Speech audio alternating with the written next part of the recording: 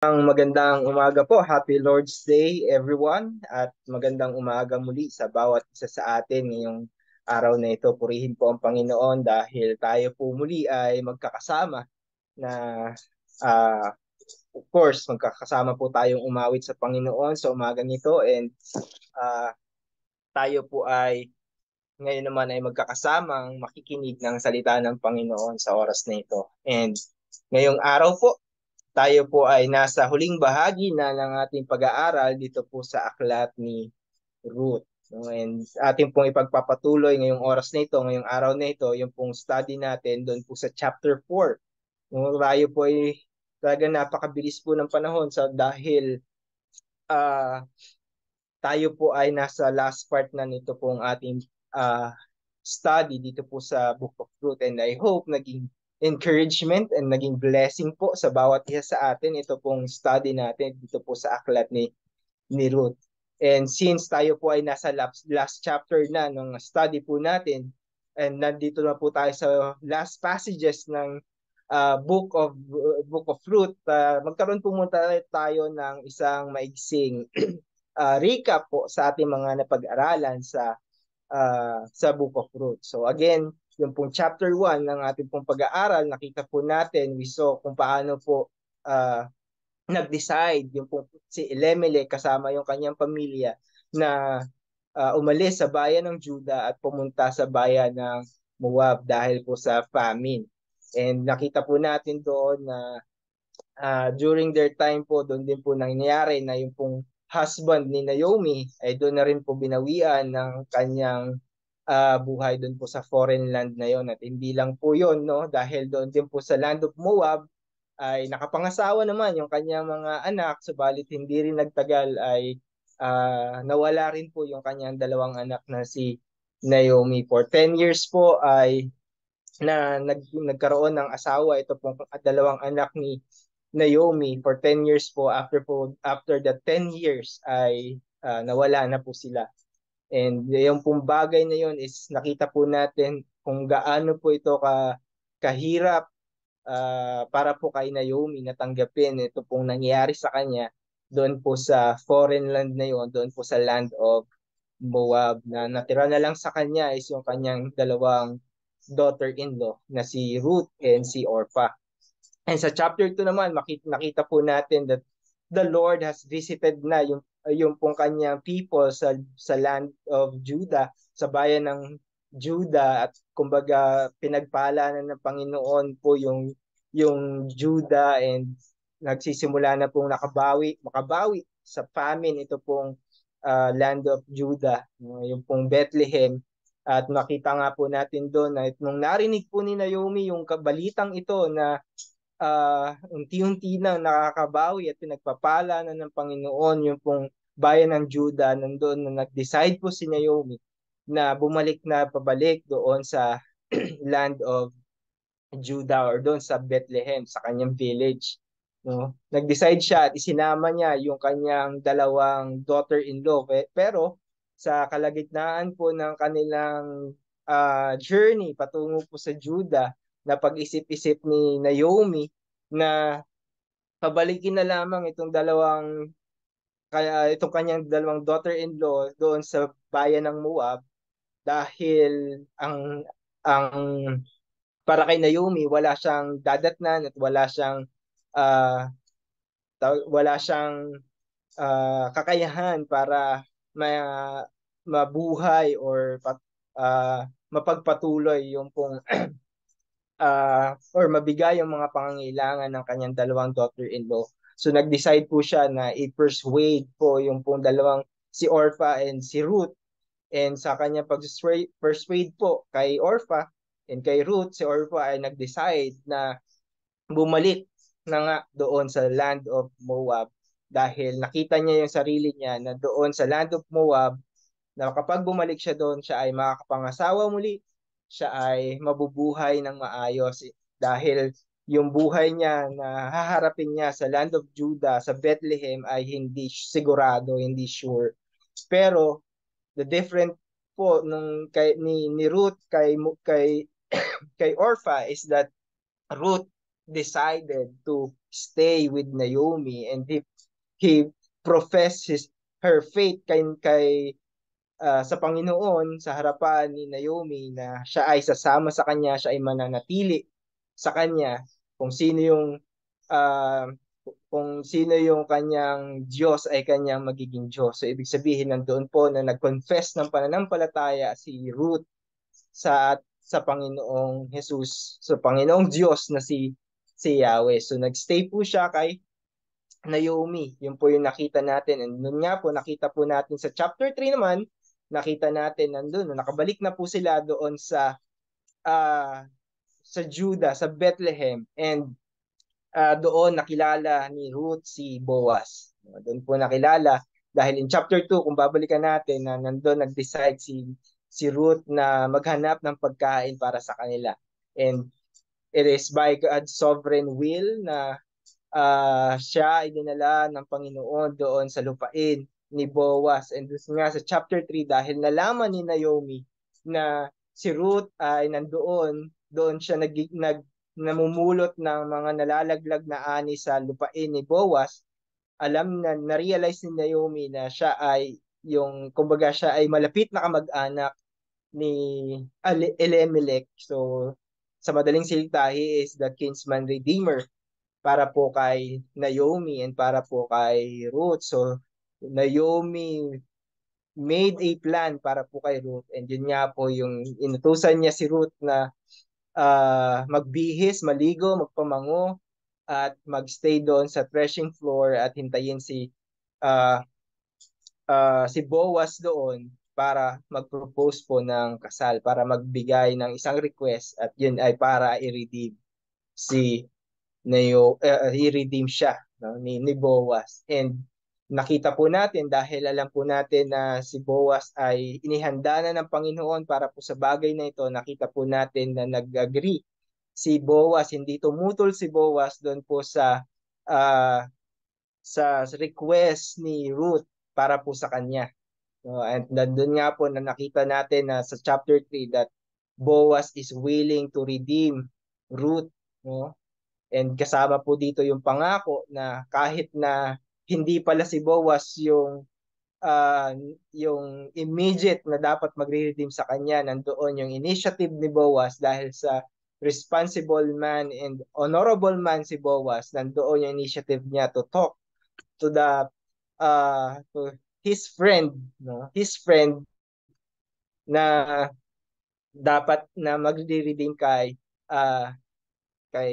Ruth, no? And yun nga po sa chapter 4, which is yung pinag-aralan natin last week, nakita po natin na yung pong gentleman's agreement po ni Boaz and yung pong other redeemer. So meron silang gentleman's agreement. Pero itong gentleman's agreement na ito, hindi po ito kagaya ng agreement na issue ngayon sa ating bansa, dahil makikita po natin that there is a witness dito po sa agreement ni Boaz and ito pong other redeemer. And doon nga po, ibinigay po, dahil ayaw i-redeem nung pong near redeemer or nung near kinsman redeemer yung pong si Ruth, and ibinigay po nitong other redeemer kay Boaz yung pong full what do you call that, full authority nung pong redeem para po kay Ruth. So iniredeem po niredeem po ni Boaz si Ruth. And makikita nga po natin sa pagpapatuloy po ng ating pag-aaral, dahil niredeem po ni Boaz si Ruth. So, ito na po yung nangyari. So sa verse 13 to verse 17, makikita po natin what happened next. Ito po yung pag-aaralan ngayong oras na ito. So inaaniyahan ko po na buksan po natin ang ating mga Bible sa Ruth chapter 4, verse 13 hanggang verse 17. Again, Ruth chapter 4, verse 13 hanggang verse 17. So kung inyo na po nakita sa inyong mga Biblia, inaaniyahan ko po na sundan niyo po ako sa pagbasa ng salita ng Panginoon sa oras na ito. So Boaz took Ruth and she became his wife, and he went into her, and the Lord gave her conception, and she bore a son.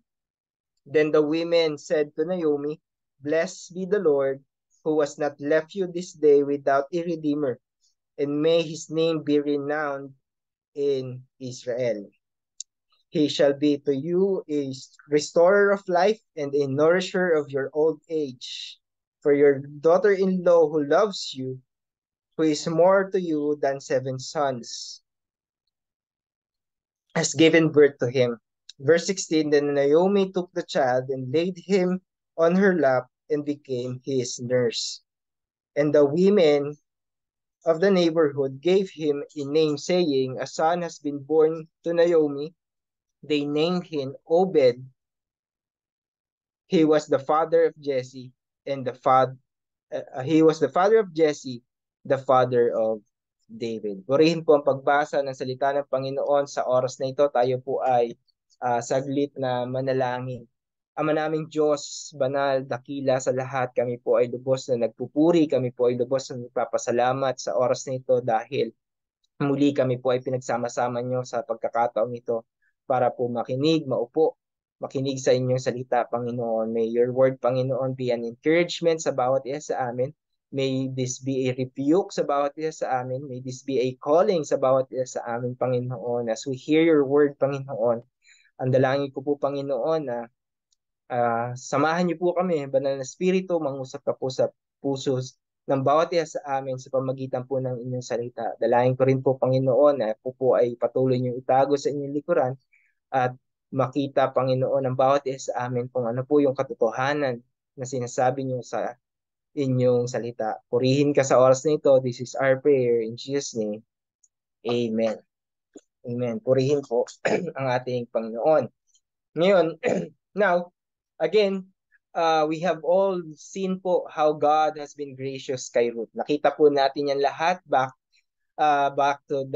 in Moab. God gave her the faith no, upang makita niya yung kagandahang loob, yung pong grasya ng Panginoon sa kanya, no, at upang ilagay niya yung kanyang pagtitiwala, ilagay niya yung kanyang pananampalataya sa Diyos na si Yahweh.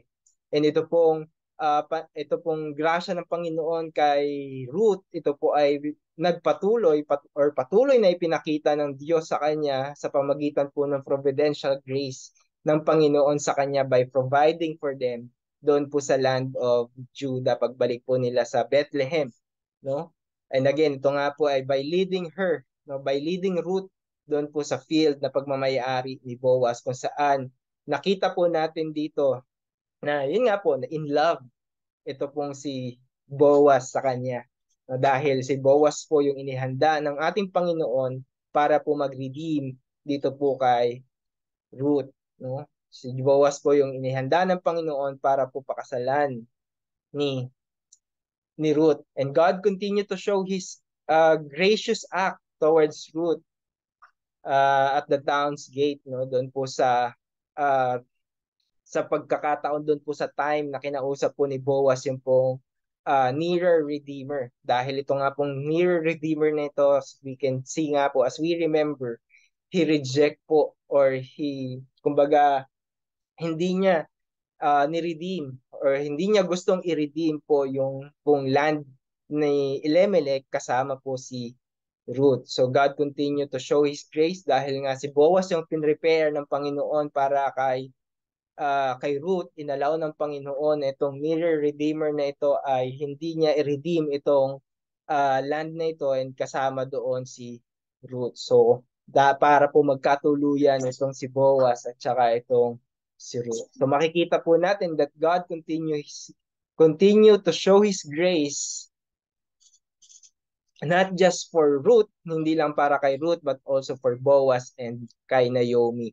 Especially po sa ating passage na pag-aaralan ngayon, makikita po natin dito sa ating passage kung ano po yung since na-redeem or ni-redeem na po ni-redeem na po ni Boaz si Ruth by purchasing. Makikita po natin doon sa chapter 4 na binayaran ni Boaz ito pong land kasama po si Ruth. Makikita po natin that means na-redeem na ni Boaz ito pong si Ruth. And dito nga po sa passage natin, makikita po natin yung palatandaan or katibayan ng grasya ng Panginoon sa kanilang tatlo. So So, ang title po ng ating pong message today is The Testament of God's Redeeming Grace. So, yan po yung ating title, no? Ano ba yung ibig kong sabihin sa word na testament? Alam niyo po yung word na testament, sabi po, it is something that serves as a sign or evidence of a specific or a specified fact, event, or quality. So, ibig sabihin, itong testament, ito po ay isang katunayan, katibayan ng isang bagay na katotohanan na ginawa ng isang tao sa atin or kung sino man. Yun po yung ibig sabihin ng testamento, testament, evidence. Ito ay sign and ito po ay katunayan na ito ay ginawa ng Diyos para sa kanila. So what are the testaments of God's grace or God's redeeming grace to Boaz, Ruth, and Naomi? So number one, titignan po natin. So para po kay Boaz, so number one for Boaz, it is the blessing of marriage. So yan po yung testament ng Panginoon sa grace ng Panginoon kay Boaz. It is the testament or it is the blessing of marriage para sa kanya. So in Ruth chapter 4 verse 13a, makikita po natin dyan, so Boaz took Ruth and she became his wife. So Boaz took Ruth and she became his wife. At ating po sa ating pong pinag-aralan sa mga nakalipas na linggo, nakikita po natin again kung gaano pong kabuting tao si Boaz. He is a man of he was described as a worthy man, a man with a man of valor, you know, and a man with honor. So yun po yung description kay Boaz at kilalang kilala si Boaz doon po sa kanyang land, doon po sa land of Bethlehem dahil nga po sa magandang katangian na ito na meron siya bilang isang mabuting tao na kaya again bilang isang kilalang tao at bilang isang mabuting tao na alam ng marami sa bayan ng Bethlehem, hindi po alam natin hindi magiging mahirap para sa kanya na makahanap po ng isang babae na mamahalin, na isang babae mapapangasawa. Pero dahil hindi ito yung kalooban ng Diyos sa kanya, kumbaga nakita po natin na umabot po siya sa edad na 45 to 55 years old po sa mga panahong ito kung saan na-meet niya si Ruth. Nakita po natin na hindi po siya naghanap ng asawa. Wala pong binanggit ang salita ng Panginoon na nagkaroon siya ng ibang relasyon sa ibang babae or hindi siya nakasal kailanman. That means si Boaz po during these times, simula po kapanganakan ay single si Boaz. So, andun po. And siguro sa edad na 45 to 55, siguro naiisip po ni Boaz na hindi na siya ikakasal pa. No, hindi niya na mararanasan na ikasal pa. Pero again, makikita po natin that God perfectly preserved and prepared Boaz para po sa panahong ito nung na-meet niya si Ruth and God used him to fulfill his sovereign plan para po sa kanilang dalawa ni Ruth. No? Dahil nga po sa willingness ni Boaz to redeem Ruth and because he wants to be obedient doon po sa law by redeeming her, God blessed him and gave him Ruth. Pinagpala siya ng Panginoon at yung pong pagpapalang ito ay pinatunayan ng Panginoon by giving Ruth sa kanya para kanyang mapangasawa. Kaya doon sa verse 14 makikita natin after niya i-redeem si Ruth, after niya bayaran yung pong land kasama si Ruth is kanya itong pinakasalan.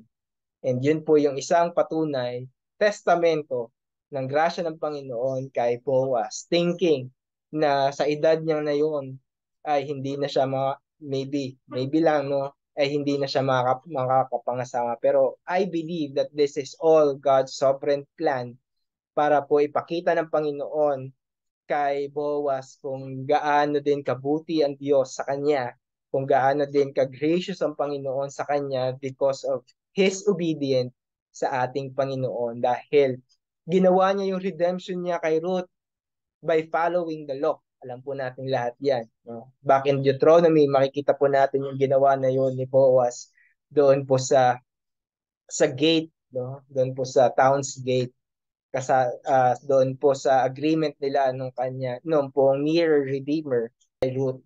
So God gave His grace to him by allowing Boaz na siya ang mag-redeem kay Ruth instead doon po sa other kinsman redeemer. At dito nga po sa ating passage natin makikita that Boaz take Ruth again that Boaz take Ruth to be his wife. Boaz now ngayon makikita po natin dahil napangasawa na po ni Boaz si Ruth. Boaz now has all his time to enjoy the blessing of marriage. So yun po yung isang uh, testament ng grace ng Panginoon para po kay Boaz. And alam po nating lahat when it comes to marriage, we all know that marriage is a gift from God. It is a blessing from God. Marriage, it was ordained and instituted by our sovereign God. From the very beginning, ito po ay regalo na ng Panginoon para po sa man and woman. Ang marriage po ay isang way ng Diyos para ipakita sa atin yung kanyang pagpapala, para ipakita sa atin ng Diyos yung kanyang grasya sa bawat isa sa atin, para iparamdam sa atin ng Panginoon that He takes care for us by giving us a partner in life. So yun po yung gustong ipakita ng Panginoon kay Boaz, no? So makikita po natin yan na sinabi po yan ng Panginoon doon back in Genesis chapter 2 verse 18. No? Makikita po natin na uh, nung nakita nung likhain ng Panginoon si Adam ay nakita ng Panginoon na it is not fitted or it is not kumbaga hindi suitable para sa isang tao na isang man ang mag-isa. No? Kaya sabi niya sa verse 18, it is not good for a man to be alone. I will make a helper suitable for him. So kaya nagkaloob ang Panginoon kay Adam ng isang tao na kanya makakasama upang pamahalaan yung pong garden na ipinagkatiwala sa kanya ng Diyos. And ganoon din po, yun po yung uh, yun po yung idea ng marriage po, no? Yung marriage po is a blessing ng Panginoon. No, kaya kung katabi niyo po yung inyong mga wife diyan, please uh, always, no? Tignan niyo yung inyong mga asawa at sabihin niyo sa inyong mga asawa na you are the one suitable for me. Ikaw yung binigay ng Diyos para sa akin. So, kaya dapat natin yang ipagpasalamat sa ating Panginoon. Kaya dapat nating tandaan na dapat nating pakamahalin ang ating mga asawa, no? Mahalin natin, pakaibigin natin ang ating mga asawa dahil yan po ay command ng Panginoon sa atin to love our wives as we love ourselves, as Christ loved the church. Yun po yung command ng Panginoon sa atin po bilang mga asawang lalaki. And of course, para sa mga asawang babae, the command is to submit to your husband and respect them. So, yun po yung command ng Panginoon. So again, marriage is a blessing. It is God's way uh, to show that He cares for us, that He blessed us with a partner suitable para po sa bawat isa sa atin. And yun po yung binigay ng Panginoon, yun po yung pinaranas ng Panginoon kay Boaz. So again, mga kapatid, yun po yung isang fact na makikita po natin kay Boaz at kay Ruth, that they finally get married and I believe they know. And both of them, they understand yung pong na yung kanilang pagsasama ito ay katibayan at patunay ng redeeming grace ng Panginoon para po sa kanila. No, para po kay Ruth, no, it is God's testament of God of grace para po kay Boaz na ibinagkaloob siya, binigyan siya ng Panginoon ng pagkakataon na maikasal, na makasama yung taong pinakamamahal niya. Because dahil Lubos na I believe, lubos na nagpapasalamat si Boaz sa pagkakataong ito sa Panginoon dahil hindi na siya mabubuhay mag-isa. No? Kasama niya si Ruth, kasama niya yung nag-iisang babaeng pinakamamahal niya, and hindi po basta-bastang babae si Ruth sapagkat makikita po natin that si Ruth po, she is a loyal, faithful, and a loving woman. And sabi nga doon po sa ating passage sa chapter 3, makikita po natin that sabi ni Boaz kay Ruth na even the townsman knows that she is a worthy woman. Alam niyo po, ito pong si Ruth ay description, no? She was described doon po as a woman of virtue doon po sa sa Proverbs chapter 31. No, kung babasahin niyo po 'yon, makikita niyo po kung ano pong karakter ng isang mabuting babae. Ito pong si Ruth. At yun po yung description sa kanya ng salita ng Panginoon. So again, for Boaz, yung pong testament ng redeeming grace ng Panginoon or ng grace ng Panginoon para sa kanya is by allowing her or by blessing him yung pong gift of marriage. Now, pangalawa, tignan po natin kung ano po yung testament ng Panginoon kay Ruth naman. Una, tinignan natin si Boaz. Pangalawa, titignan po natin kung ano yung naging yung pong katunayan or katibayan ng pong grasya ng Panginoon dito po kay Ruth. And for Ruth, it is the child birth, no? Yung po yung katibayan sa kanya na nagkaroon siya ng anak, no? In Ruth chapter 4 verse 13b, makikita natin, no? Sabi diyan, and he went into her, and the Lord gave her conception, and she bore a son. No? Again, mga kapatid, same thing as marriage, mga kapatid. Bearing or conceiving a child is definitely a gift and a blessing from the Lord. No, do you agree with that? Na yung inyong mga anak ay regalo ng Diyos para sa inyo? The child, mga kapatid, tandaan natin that the child is a tangible evidence of God's goodness and grace to us. Tandaan po natin yan. Kaya wag po natin, kaya pakamahalin din po natin yung ating mga anak. Sabi po ng Psalms chapter 127 verse 3, children are a heritage from the Lord, offspring a reward from Him. So, ibig sabihin, heritage, yan po ay pamana ng Diyos sa atin.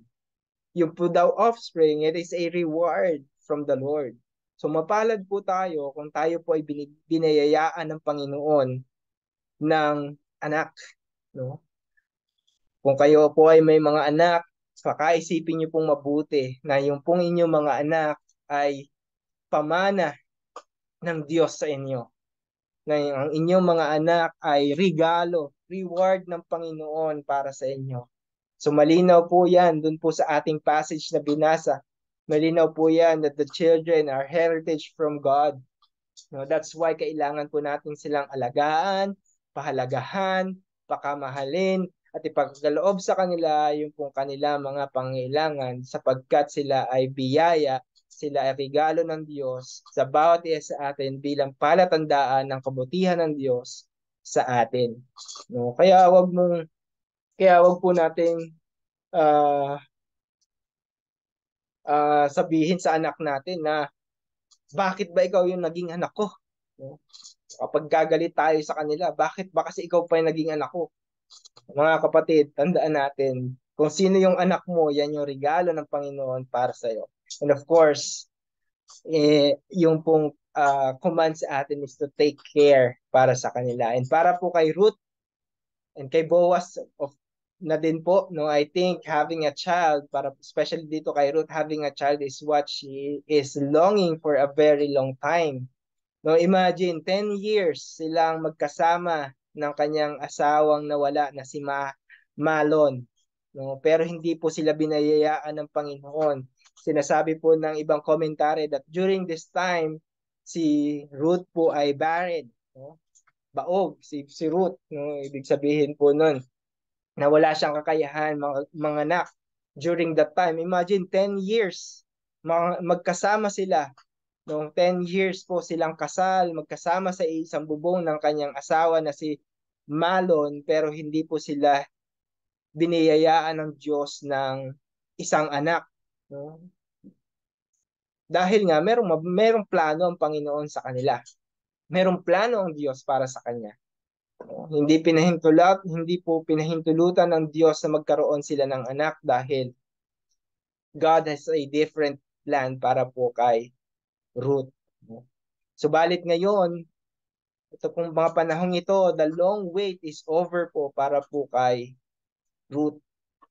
Yung pong paghihintay niya na magkaroon ng anak, ito po ay natapos na dahil sa pagkakataong ito, simula po nung iniredeem siya ng Panginoon sa pamagitan ni Boaz at nagsama na sila, ay biniyayaan sila ng Panginoon ng anak. No?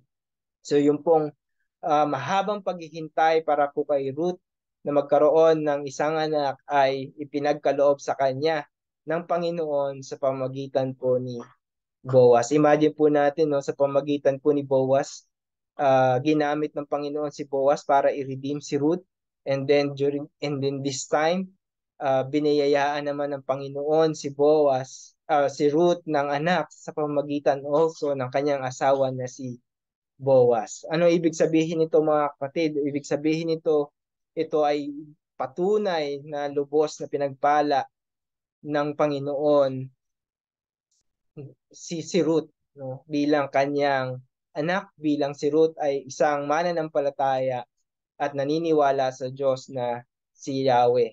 Biniyayaan ng Panginoon ng anak itong si Ruth bilang tanda that Ruth is already redeemed, no? That she is redeemed and her child is God's testament of His grace para po sa kanya. Ito pong kanyang pinagbubuntis ng anak ay isang testamento ng kabutihan, ng grasya ng Panginoon para sa kanya na araw-araw niyang maaalala na ito yung ginawa ng Panginoon para sa kanya, na ganito ipinaranas ng Panginoon yung kanyang grasya para sa kanya. From the land of Bethlehem, kung paano siya niligtas ng Panginoon, kung paano siya tinawag ng Panginoon mula doon sa land na yon papunta dito sa Bethlehem, no? From the land of Moab papunta dito sa Bethlehem, nakita po natin kung gaano po ka-gracious ang Panginoon sa kanya. And here in this present moment po sa buhay ni Ruth, makikita natin God is so gracious sa kanya by giving her a son, no? By giving her a son. Now, God giving Ruth a conception is exactly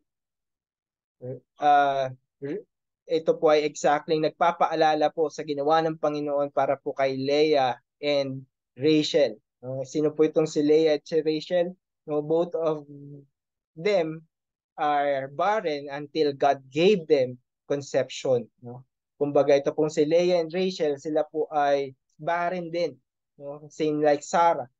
No? Pero dahil po sa kagandahang loob ng Panginoon, sa kabutihan ng Diyos sa kanila, ay pinagkalooban sila ng Panginoon ng anak. No? Makikita natin yan in Genesis chapter 29 verse 31 to 32. Kung meron po kayong mga Bible dyan, sabi dyan, when the Lord saw that Leah was hated, He opened her womb, but Rachel was barren.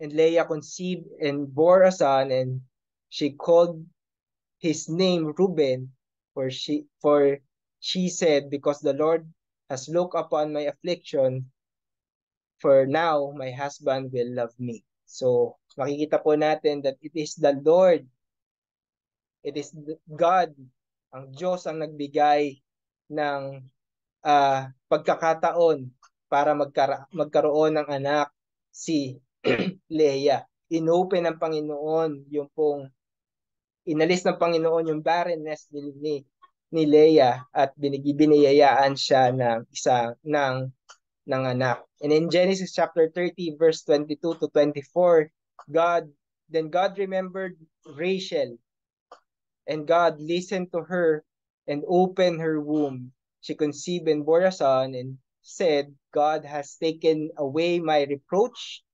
And she called his name Joseph.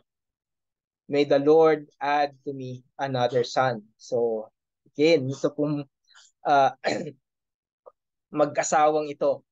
Ito pong mag-asawang ito are barren, pero uh, inopen ng Panginoon yung pong kanilang womb para magkaroon ng anak. And makikita po natin itong mga anak nila ay naging testament po ng goodness ng Panginoon para po sa kanila. Same like Ruth po. For 10 years, si Ruth po ay barren, si Ruth po ay walang anak, pero nakita po natin dito na in this time ay inopen ng Panginoon yung womb ni Ruth at biniyayaan siya ng Panginoon ng anak. No? Ito po ay importante because in ancient Israel po, it is a disgrace para po sa mga babae na walang kakayahang mga anak. It is a disgrace para po sa kanila na wala silang kakayahan uh, magkaroon ng anak. And to be fruitful was seen as a sign of God's blessing. So yun po yung makikita nating reason. So ibig sabihin, nung ito pong pagkakaroon ni Ruth ng anak, because the Lord gave a conception sa kanya, it is a sign of God's blessing para kay Ruth. That is the testament of God, God's grace para po kay Ruth as a redeemed person. So, yun po yung pangalawang bagay na makita po natin na testamento ng Panginoon para po kay Boaz at para po kay Ruth. Now, pangatlo, isitingnan naman natin kung ano yung naging palatandaan ng grasya ng Panginoon para po kay Naomi. No? So what is the testament of God's grace for Naomi? So for Naomi, it is the child. No? Yung pong anak mismo ni Ruth. It is the son of Ruth. So yun po yung testament ng Panginoon para po kay Naomi. Pansinin po natin doon po sa Ruth chapter 4 verse 14. The women said to Naomi, Blessed be the Lord who has not left you this day without a redeemer. And may his name be renowned in Israel. No? We know po kung paano naging resentful ito pong si Naomi sa ating Panginoon, sa Diyos na si Yahweh. Nakita po natin yan. So, kung paano pong nagkaroon ng bitterness ito pong si Naomi sa Diyos na si Yahweh dahil po sa mga bagay na nangyari sa kanya. Dahil po sa mga naranasan niyang hirap, dahil po sa sinapit ng kanyang pamilya doon po sa land of Moab. Kaya po nandoon po na namuo po yung hinanakit sa puso ni Naomi. At sinabi nga po, kung babalikan natin po yung ating pinag-aralan na dahil sabi po ni Naomi, ang confession po ni Naomi sa mga tao is the Lord is against her. Sabi po ni Naomi yun sa mga tao pagbalik niya doon po sa Bethlehem. From the past weeks po ng ating pag-aaral dito po sa Book of Ruth, we saw her having that bitterness sa puso po ni Naomi dahil nga po doon sa mga masasamang bagay, masasakit na bagay, doon po sa tragedy, doon po sa suffering na naranasan po ni Naomi or nangyari sa kanya. But again, we also witness how God little by little stirred up po yung pananampalataya ni Naomi para sa kanya. Na even though nandoon yung resentment ni Naomi sa ating Panginoon, sa Diyos na si Yahweh, naging patient po ang Panginoon sa kanya and patuloy pong pinapakita unti-unti ng Panginoon kay Naomi kung gaano po kabuti ang Diyos niya na si Yahweh sa kanya. Even though in her difficult time, even though in the midst of her despair, nandyan po ang Panginoon. I believe, never po siyang pinabayaan ng Panginoon. At nakita nga po natin yan sa pamagitan po ni Ruth and ni Boaz. No? Makikita po natin that ginamit ng Panginoon si Ruth to provide food para po kay Naomi. Kahit na siya ay nandun lang sa kanyang bahay na tinutuluyan. And si Ruth early in the morning, nakita po natin early in the morning hanggang sa hapon ay namumulot ng mga nalalaglag na ani sa lupain ni Boaz, no? Pero hindi po never si Ruth na tumigil sa gawain ito dahil nandoon na gustong ipakita ni Ruth kung gaano kahalaga para sa kanya yung kanyang mother-in-law na si Naomi. And it is God's way para kay Naomi na makita ni Naomi kung gaano kabuti ang Diyos para sa kanya. And also, ginamit ng Panginoon si Boaz by providing, no, by providing yung pong pagkain sa kanya, no, by allowing Ruth na doon na lamang. And doon nga po sa ating mga pinag-aralan, nakita natin that Boaz requested, no, asked, told yung kanyang mga mag-aani, yung kanyang mga servant na intentionally maglaglag ng bungkos ng ani nila para merong makuha si Ruth, no? Para hindi siya uuwing kakuunti lamang yung kanilang kakainin or dadalhin or ganyang iuwi doon kay Naomi. So nakita natin how God provide. Nakita natin kung gaanong pinagpala ng Panginoon itong si Naomi sa pamagitan po ni Ruth at sa pamagitan po ng provision na ipinagkaloob sa kanila ni Boaz. And of course, makikita nga po natin yan that during this time, finally, that Naomi saw kung gaano po kabuti ang Diyos sa kanya because Boaz agreed to redeem Ruth. No? And dito nga po sa ating passage, God uses other people. No, sa ating pong passage na binasa, ginamit ng Panginoon po itong mga women. No? Hindi ko po alam kung matatawag ba itong mga marites. No? Pero ito po ay, kung mapapansin po natin, dito po sa verse 14, it is a time skip na po. No? Dahil sa verse 13, nagpakasal si Boaz at si Ruth at nagbuntis si Ruth. And then dito sa verse 14 na nakikita natin na ipinanganak na po yung bata. So meron pong 9 months time skip po dito po sa passage na ito. And yun nga po, sa time na ito, kasama ni Naomi, ito pong kanyang mga kapitbahay, ito pong mga women doon po sa bayan ng Bethlehem. And ginamit ng Panginoon itong mga babaeng ito, no? Ipinakita ng Panginoon or ginamit ng Panginoon itong mga babaeng ito to remind Naomi kung gaano naging tapat sa kanya ang Diyos na si Yahweh. These women saw God's faithfulness, God's grace para po kay Naomi dahil nakita nila na never pinabayaan ng Diyos itong si Naomi without any redeemer. Without any redeemer. Hindi pinabayaan ng Diyos ito pong si Naomi. And nakita po ito.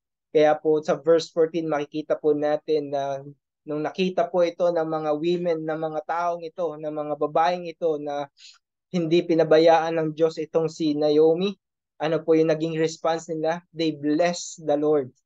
They worship yung Panginoon. No?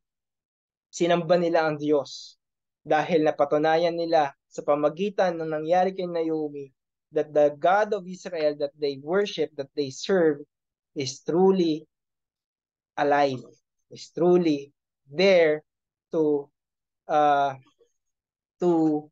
continue to bless them and continue to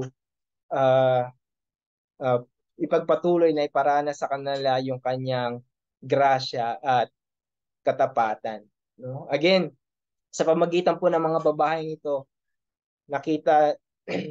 pinaalala ng Panginoon kay Naomi na hindi siya pinabayaan ng Diyos.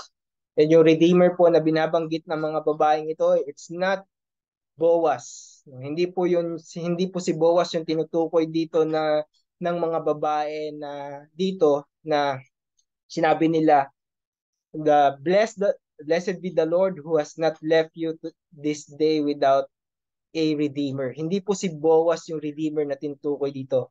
Yung pong redeemer na tinutukoy dito is the child, the son, the son of Ruth, si Obed, no? Yun po yung pangalan nung son na yan. Yun nga po yung titignan natin din mamaya. Yung pong minimension nila na redeemer dito sa ating pong passage na ito, hindi po si Boaz, it is the child na ipinanganak po ni Ruth. Ang batang ito dahil ang batang ito na si Obed, ang batang ito ang magiging tanda or naging tanda ng katapatan ng Diyos para sa kanya. That child, yung po kanyang grandson, that is God's testament ng grace ng Panginoon uh, para po kay Naomi. At ito po ay mananatili, sabi nga diyan, yung pong testament na ito pong batang ito, yan po ay mananatili at makikilala sa habang panahon sa bayan ng Diyos, sa bayan ng Israel. Because this child, dahil sa batang ito, magmumula yung pong isa sa pinakang dakilang hari na namuno sa kanila sa bayan ng Israel, which is si King David. And yan pong genealogy na yan, si Ryan po ay i-discuss yan sa atin next year to give us more or to study that in depth po next year. Yan pong genealogy po na yan ng ating Panginoon. No? Yung po realidad. No? And alam niyo mga kapatid, ito pong sinabi ng mga taong ito, ng mga women na ito kay Naomi. Yung pong realidad na ito po ay inaaral po natin, pinag-aaralan po natin ngayon. Ito po ay patunay that this child is indeed one of the pillars of God's testament, of God's grace, not just for Naomi, not just for Boaz, not just for Ruth, but also for and not just also for the nation of Israel, but also for us, no? Para po sa atin ngayon, no? Kumbaga, yung pong batang ito na si Obed na ipinanganak doon po sa Bethlehem na mula sa lahi ni Elimelech na anak ni Boaz at Ruth, yan po ay talagang patunay ng grasya ng Panginoon. Hindi lang para kay Naomi, Boaz, and Ruth, but also for us today. Dahil sa pamagitan po ng kapanganakan ng batang ito, dahil po sa kapanganakan po ng batang yan, ay maipanganak ang hari ng mga hari, maipanganak ang Diyos ng mga Diyos na ating tagapagligtas na si Kristo. And yan nga po yung i-discuss next week po ni Brother Ryan para po sa bawat isa sa atin. So indeed mga kapatid, ang batang ito na ipinanganak ni Ruth ay naging testament ng grace ng Panginoon para po sa atin. Para kay Naomi, because he will be the one, no, ito pong batang ito, he will be the one na magpapatuloy po ng kanilang lahi, magpapatuloy ng kanilang lineage, no? And he will be the one na magiging taga-pangalaga ni Naomi hanggang sa kanyang pagtanda. No, makikita natin yan in verse 15 to 16. Sabi diyan, ang pagpapatuloy po ng mga babae po na kausap po ni Naomi dito. Sabi po sa verse 15, he shall be to you a restorer of life and a nourisher of your old age. For your daughter-in-law who loves you, who is more to you than 7 sons, has given birth to him. Then Naomi took the child and laid him on her lap and became his nurse. So dito, the women not only tells, hindi lang basta sinabi ng mga babae dito kay Naomi about uh, kung anong gagawin nitong batang ito, kung ano mangyayari sa batang ito, but they also mentioned that yung pong uh, uh, ni-mention din po ng mga babae po sa nakausap ni Naomi na siya din yung mag-aalaga sa kanya hanggang sa kanyang pagtanda. And they also mention yung pong sacrifice na ginawa, yung pong pagmamahal na ginawa or binigay sa kanya ni Ruth, no?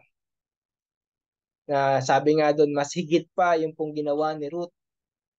No, mas higit pa yung pong ipinakita ni Ruth sa kanya sa pagkakaroon po ng 7 anak. Alam niyo po yung number 7 po sa salita ng Panginoon, it's very symbolical and it is considered as a perfect number dahil yan po ay number associated po sa ating Panginoon. So this means noong pong sinabi ng mga babae yung bagay na ito kay Naomi, na it means na ito pong pamilya na mayroon si Naomi ay perpekto.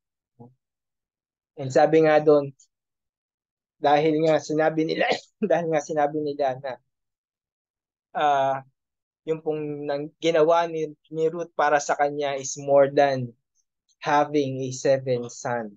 So yung pong having a 7 son, that means a perfect family.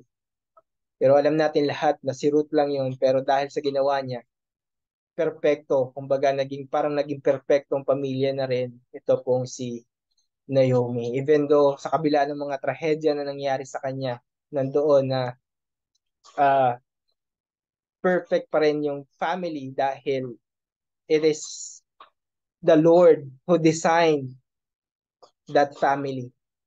It is the Lord who designed that family para maging isa. So yun po yung reason. And Naomi immediately realizes kung gaano ka-gracious and patience ang Panginoon and faithful ang Diyos sa kanya. Seeing the child in her arms is an evidence of God's sovereign work for her redemption. Kaya naman she made an effort to take care of that child. So she loved the child, minahal niya yung batang ito at inalagaan niya ang batang ito. And that we can see nga doon sa verse 16 that she became his nurse. Si Naomi yung nag-alaga sa bata. And in verse 17, makikita natin the women, sabi diyan, and the women of the neighborhood gave him a name saying, a son has been born to Naomi. They named him Obed. He was the father of Jesse, the father of David. So madaling salita, itong si Obed ay lolo ni David. So it makes me think, mga kapatid, no, kung babasahin po natin yung passage na yan, it makes me think why these women say that a son has been born to Naomi dahil alam naman nating lahat na si Ruth yung nanay. No? Si Ruth yung nanganak, hindi si Naomi. No? Si Ruth yung nanganak, pero bakit sinabi ng mga babaeng ito na sinabi ng mga babaeng ito na a son has been born to Naomi? It's because Obed, he will be the one, sorry po, excuse me, he will be the one carrying the lineage of the house of Elimelech. So yun po yung reason. Dahil wala pong ibang magkikarry ng pong lineage ni Elimelech, kundi ito pong si Obed. Wala na pong iba. Kaya sinabi po ng mga babae that he is, kaya po sinabi po ng mga babae din, even dun sa verse 16 that he is, or verse 15, that he is the restorer of life for Naomi because of that fact. Dahil nga yung house of Elimelech ay magpapatuloy because of this child, because of Obed. At itong name na ito na ibinigay ng it's weird, no, mga kapatid. It's weird dahil hindi po si Ruth, hindi si Boaz, hindi si Naomi ang nagbigay ng pangalan sa kanilang anak, kundi itong mga kapitbahay nila. No? Imagine natin kung ikaw magkakaroon kang anak, iaalaw mo ba yung kapitbahay mo na magbigay ng pangalan para sa kanila or para sa kanya? No? I guess it's gonna be hard para sa akin, no? Kasi anak ko yun, bakit sila magpapangalan? Pero again, dito makikita natin na ito pong mga babae dito yung pong nagbigay ng pangalan sa anak ni Ruth. And ang binigay nga nilang pangalan sa anak ni Ruth is Obed. Obed po yung binigay nilang pangalan. And yung Obed, it means, ang ibig sabihin po niyan is a servant. A servant. And alam niyo mga kapatid, itong pangalan nito is very reasonable naman para po sa mga na ibinigay ng mga babae dito po sa Bethlehem. Very reasonable na ito po yung ibig sabihin ng pangalang Obed, is servant. Dahil nga po doon sa minention, doon po sa verse 15 that he will become a restorer of life for Naomi and he will take care for Naomi until doon sa kanyang pagtanda. So that means he will serve Naomi.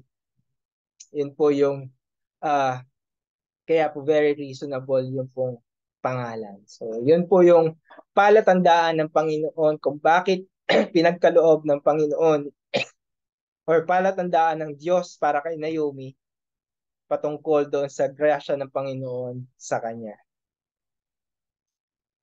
And alam nyo, also, gusto ko lang din pong i-mention sa bawat isa sa atin, yung pong Obed na meaning na servant is very reasonable din. Secondly, is because through him, through that servant, through Obed, ay ipapanganak po yung pong dakilang Redeemer, dakilang servant para po sa bawat isa sa atin, which is si Jesus Christ. So nakita po natin that meron pong binigay na palatandaan ng Panginoon para po sa kanyang mga redeemed people, no? So bilang bottom line po para po sa bawat isa sa atin, or but before that, bago ko po banggitin po yung bottom line, no, dapat po natin lubos na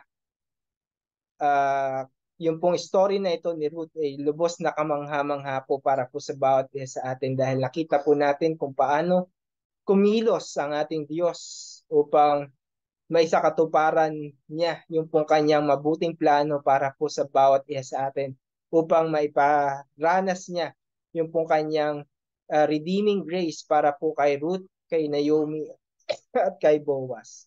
At ibinigay nga ng Panginoon yung mga palatandaan ito na they are redeemed sa pamagitan po ng mga bagay na discuss natin. Again, for Boaz, it is the blessing of marriage. For Ruth, it is the blessing of bearing a child.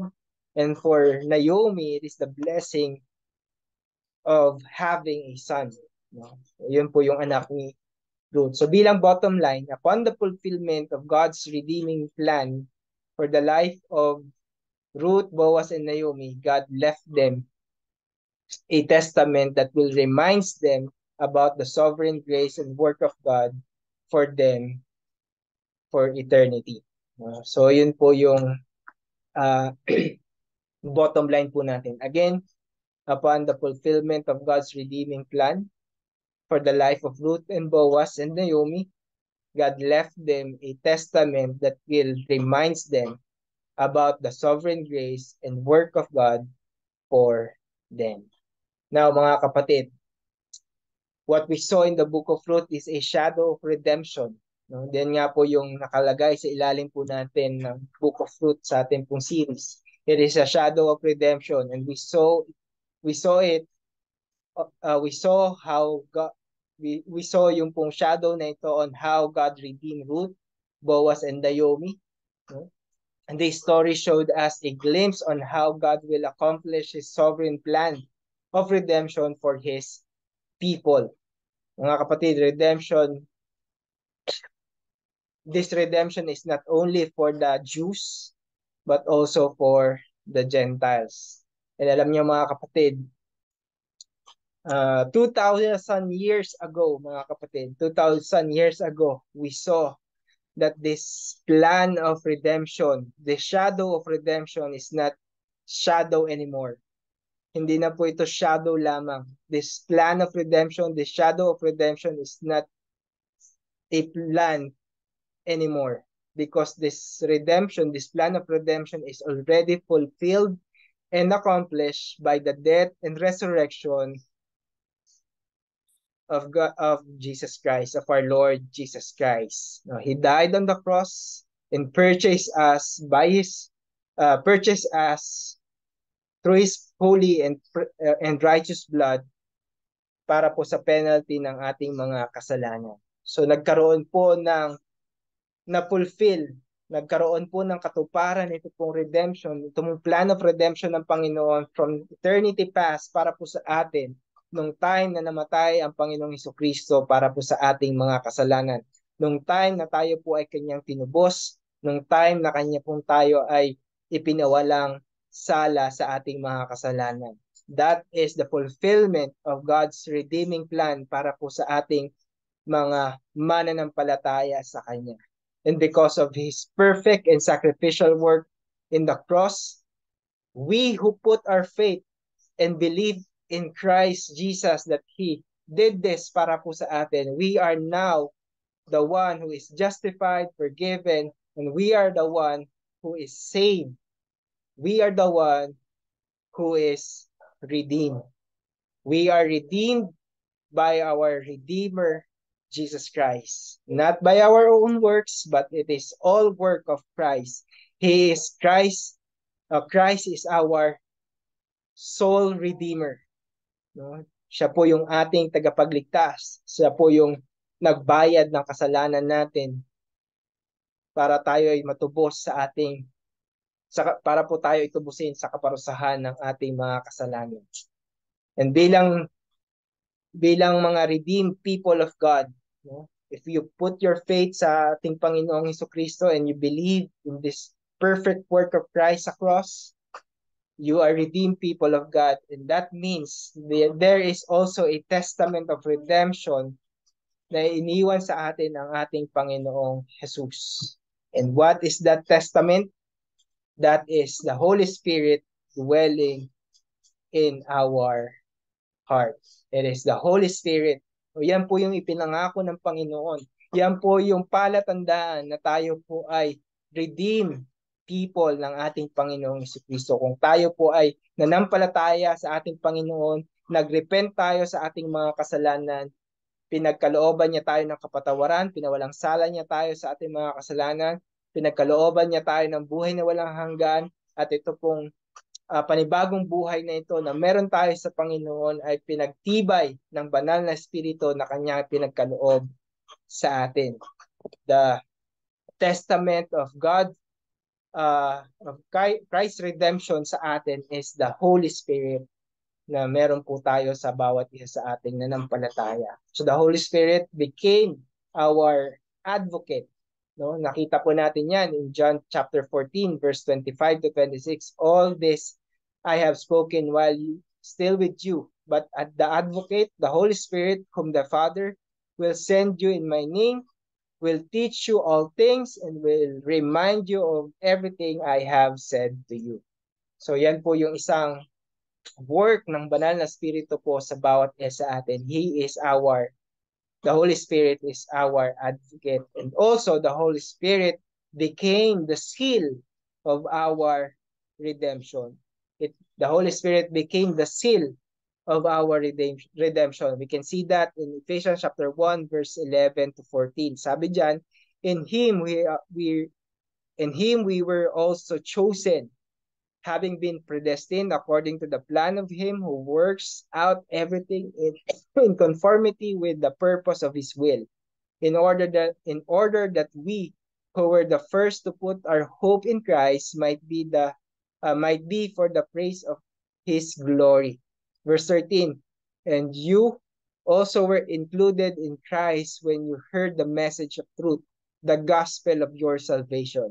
When you believed, you were marked in Him with a seal, the promised Holy Spirit, who is a deposit guaranteeing our inheritance until the redemption of those who were God's possession, to the praise of His glory. So ibig sabihin, malinaw po sa ating passage that the Holy Spirit is the seal of our inheritance. Yung pong ipinangako ng Panginoon sa atin na buhay na wala hanggan. So, ibig sabihin mga kapatid, kung ikaw ay nanampalataya na sa ating Panginoong Hesukristo, mapalad ka at sana nakikita mo yung pong palatandaan ng kaligtasan mo, ng redemption ng ating Panginoon sa iyo sa pamagitan ng banal na Espiritu na kumikilos sa ating mga buhay, na kumikilos sa buhay mo, at patuloy na nagpapaalala sa atin ng kanyang pangako sa atin, ng pangako ni Kristo sa atin, ng mga turo ng Panginoon sa atin. Mga kapatid, ito pong testament ng redemption ng Panginoon sa pamagitan po ng Holy Spirit. Alam po natin lahat that not all the people have this Holy Spirit. Hindi po lahat ng tao ay mayroong banal or pinananahanan ng banal na Espiritu. Dahil ang pinananahanan lamang ng banal na Espiritu ay yung mga taong iniligtas ng ating Panginoong Hesukristo.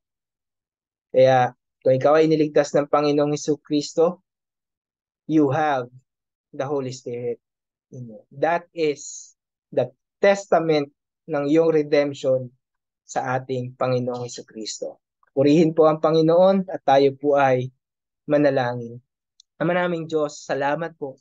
Salamat po dahil tunay nga po na napakabuti nyo. Dahil hindi nyo po basta kami iniligtas, hindi nyo po basta kami pinatawad, pinawalang sala.